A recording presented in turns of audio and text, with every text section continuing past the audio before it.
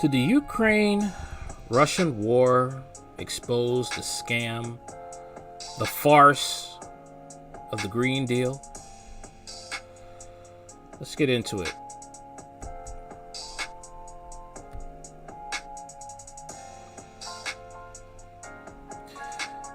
The West's forced transition away from reliable fossil fuel energy into green energy alternatives has proven to be disastrous.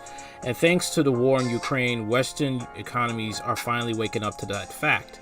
As we reported, the European Union, the EU, is slated to bring oil and gas production into the green energy fold, something that even just a year ago would be unheard of. Russian President Vladimir Putin's decision to stop the deep state from using Ukraine as a proxy nation to commit atrocities led to sanctions, which led to energy shortages, which led Western Europe to realize that if it does not revert back to fossil fuel use, it will be lights out very soon. Even the corporate-controlled media, which has long praised green energy, is now admitting that we had better get those oil pumps and drilling operations going on, or else we can expect a third world style collapse coming the winter time. Biden did say it's going to be a dark winter. Let that sink in.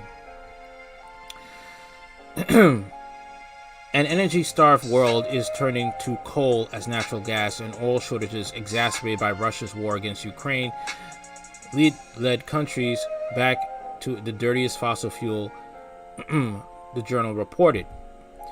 Turns out that fossil fuels, I just think, man, we're in trouble, man. We're in trouble. Stocking up is mandatory. It turns out that fossil fuels do not have to be dirty resources of energy that the greenies have long claimed they are. They are clean, safe, and effective ways to pull up fossil fuels from the earth and use them to power businesses, homes, vehicles, and so much without destroying the planet.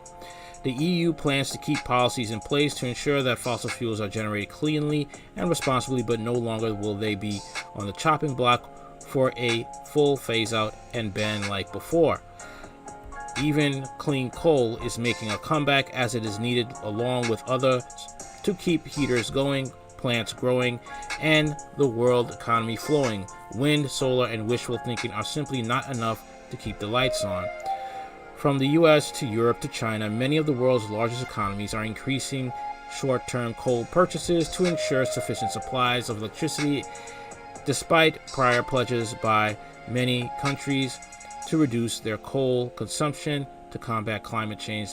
Another report explains there's actual now as much demand for coal that prices in the global market are spiking dramatically, or at least this is the reason why we are being told for the massive jump on the charts that has never been seen before since early 2021.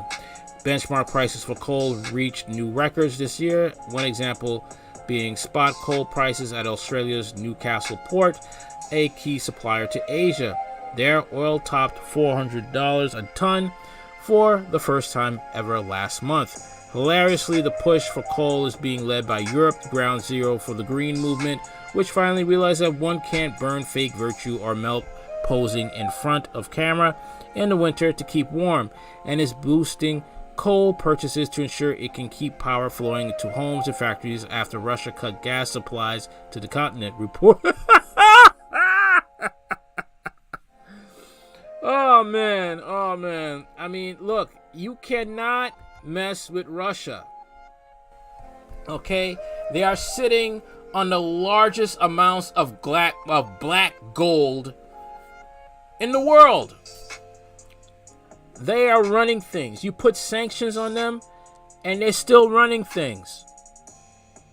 Okay? Another country tried to mess with them, and Russia turned off their gas too. I think, was it Switzerland? I'm not sure. But the thing is, you don't play around with somebody that is sitting on gold. Russia's literally sitting on black gold. You don't mess with Russia. Okay? And they're really kicking butt. They're kicking butt. They're crushing it. They just did some gold mining. Okay? In Zimbabwe. They're winning. Okay, they're not hurting. They're flexing right now.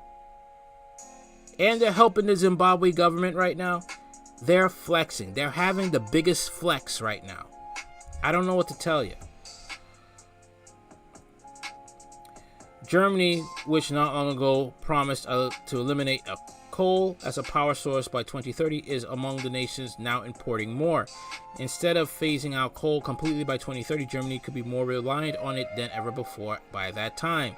The same goes for its nuclear power plants, which were slated to shut down, but will now be resurrected and put back to use in order to avoid total economic collapse. Okay? How are you going...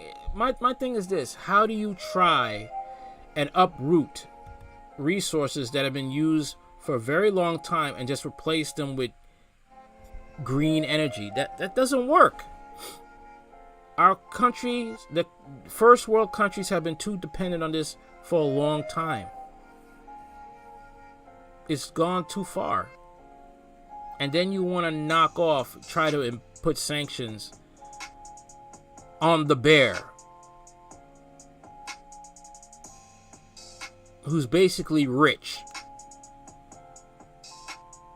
And plus they're working with Brazil, okay, India, China, and Africa, and they're trying to get, trade through commodities. They're trying to get a gold standard going.